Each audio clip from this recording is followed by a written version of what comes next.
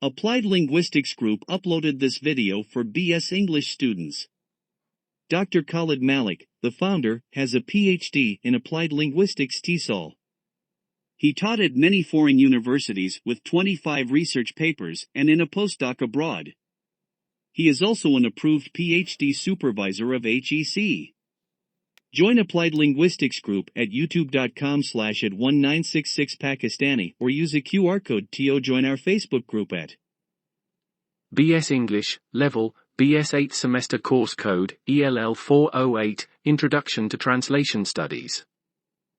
Question number 13. Translation and literature. Literary translation is a type of translation where the source documents are fiction. Translation of literary texts includes literary translation of books, articles, stories, and other types of prose. Literary translation of poetry. Translation of advertising materials. Translation of other texts that requires a creative and flexible approach. Translation of literature is fundamentally different from other categories. This is because the main principle of literary translation is the dominance of poetic communicative function. It means that in addition to rendering information to the reader, literary translation also has aesthetic functions. The artistic image created in the particular literary work, be it the image of a character or nature, will certainly have an impact on the reader. For this reason, the literary translator should take into account specific features of the text. It is the poetic focus of the text that makes this type of translation different from, say, texts of an informative type. When reading a story, poem, or any other type of literary work translated from a foreign language, we perceive the text itself with its meaning, emotions, and characters. It is quite a challenging task to achieve the main goal of the translation, creating a particular image for the reader. Therefore, literary translation might involve some deviations from the standard rules. A literal translation cannot reflect the depth and meaning of the literary work. A literary translator reproduces a non-literal rendition of the original text. It is all about how the translator perceives it. He or she rewrites the text from the beginning to the very end. This applies, for example, when an obvious expression is replaced by synonyms or the structure of sentences is changed.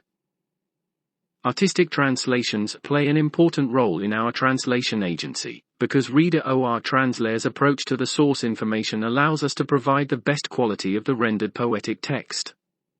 Work is done by a concrete algorithm. The translator reads the text through, then allocates individual terms, divides the text into logical sections and translates these sections one by one. In addition, a translator pays great attention to the stylistic translation. The translated text is processed in several stages. Literary translation requires a lot of skill. We should not forget that the translation of a book or a poem, perhaps, will be read by thousands of readers. This means that the text needs to be adequate, and moreover, we need to focus on the fact that the translated document should create the same image as the original. Perfectly executed work often makes the translator famous. The Guild of Masters of Literary Translation determines the best translators of the year. Literary translation is the translation of creative and dramatic prose and poetry into other languages. This includes the translation of literature from ancient languages and the translation of modern fiction so that it can reach a wider audience. Why is literary translation important? Literary translation is of huge importance. It helps to shape our understanding of the world around us in many ways. Reading Homer and Sophocles as part of a classical education in school helps to build an understanding of history, politics, philosophy, and so much more. Meanwhile, reading contemporary translations provides fascinating insights into life in other cultures and other countries. In a fast-paced world so rife with misunderstanding and confusion, such efforts to share knowledge and experiences across cultural boundaries should be applauded. The history of literary translation. An entire history of literary translation is far too big for the scope of a single article. Indeed, the Oxford History of Literary Translation in English runs to 5 whole volumes. Such is the depth and complexity of the subject. Suffice to say that literary translation has been taking place for thousands of years. History has seen countless translators come and go. Many of their names we will never know, but some, King Alfred the Great and Geoffrey Chaucer, for example, who both translated Boethius from the original Latin, had the power and influence to ensure that their translation efforts were not lost to the sands of time. What makes literary translation so difficult? The translation of literature differs greatly from other forms of translation. The sheer size of the texts involved in literary translation sets it apart.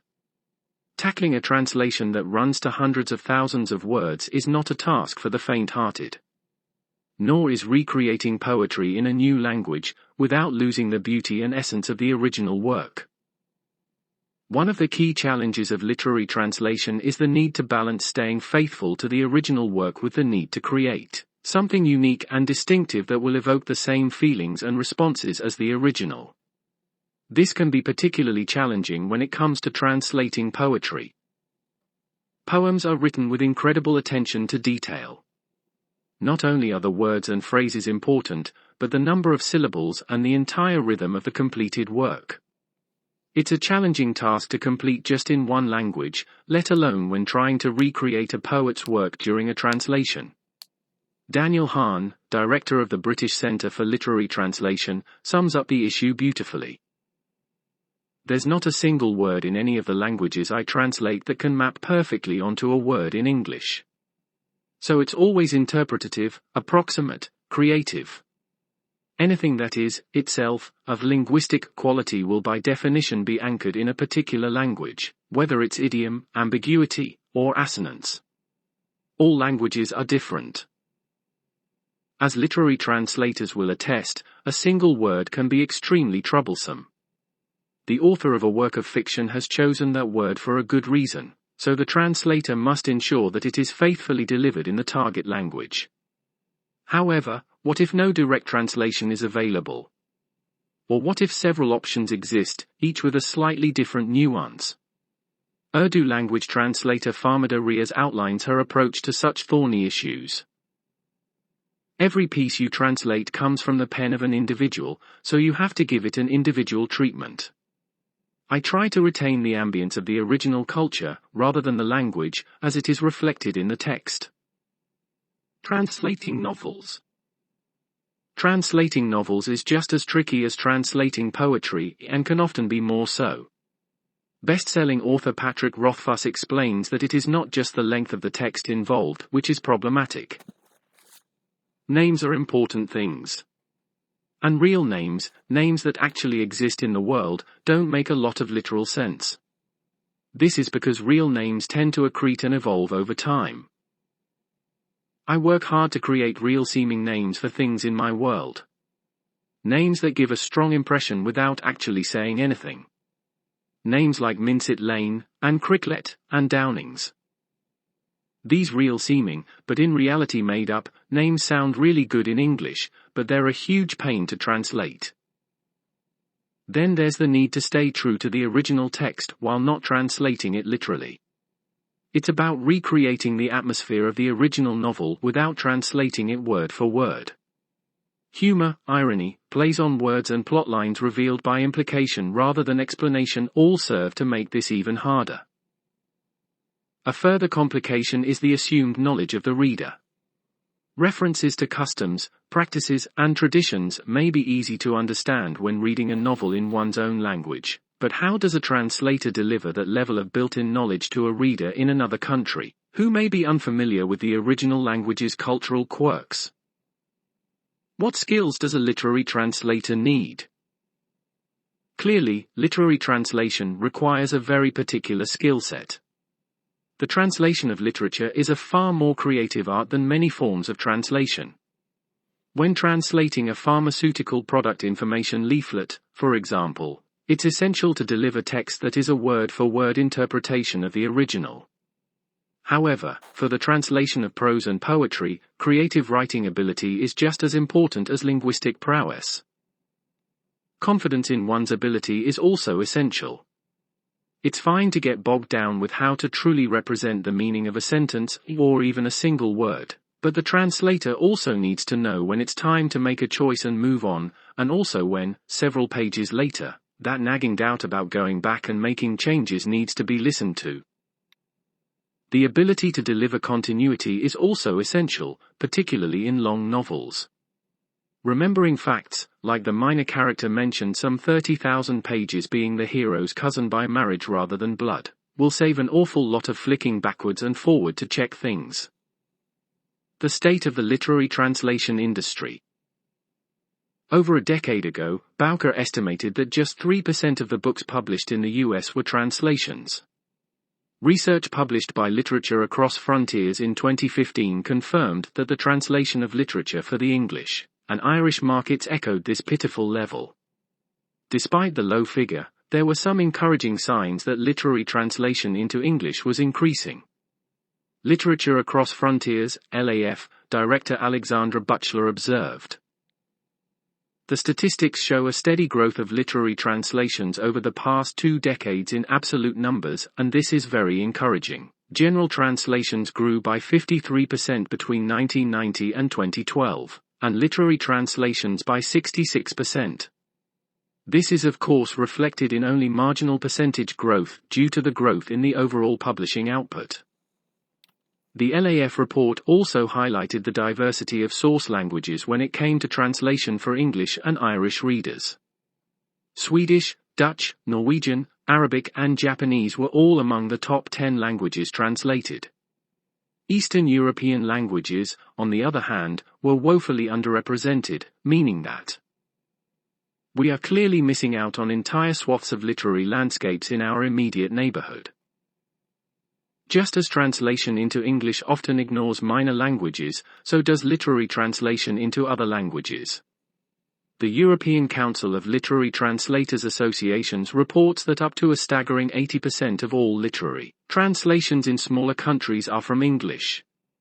The translation of literature from minor language to minor language is a huge gap in the field of literary translation. The changing face of literary translation. Literary translation has undergone something of a renaissance of late. The changing of the Man Booker International Prize in 2016 to reward the translator of the winning novel on a par with the author represented a significant shift in the importance of literary translation. Also telling is Amazon's eagerness to take on the translation of literature. Clearly there is money to be made from investing in literary translation. Its translation publishing arm, Amazon Crossing, has risen rapidly to prominence, accounting for 10% of all translations in 2016 and backed by the financial strength to roam the world in its quest for exciting literature. Amazon Crossing is now the most prolific publisher of translated fiction in the US. It covered 15 languages in 2016, including Indonesian, Hebrew, Russian, Chinese and Finnish. This exciting growth bodes well for the future. The translation of literature is hugely important in our modern society, and Amazon is well positioned to play a key role in promoting the sharing of literature between countries, translating into English as well as into other languages. With so many political and economic divides and injustices in the world, anything that can bring us closer to understanding other cultures surely deserves to be celebrated. Applied Linguistics Group uploaded this video for BS English students. Dr. Khalid Malik, the founder, has a PhD in Applied Linguistics TESOL. He taught at many foreign universities with 25 research papers and in a postdoc abroad. He is also an approved PhD supervisor of HEC. Join Applied Linguistics Group at youtube.com/@1966Pakistani or use a QR code to join our Facebook group at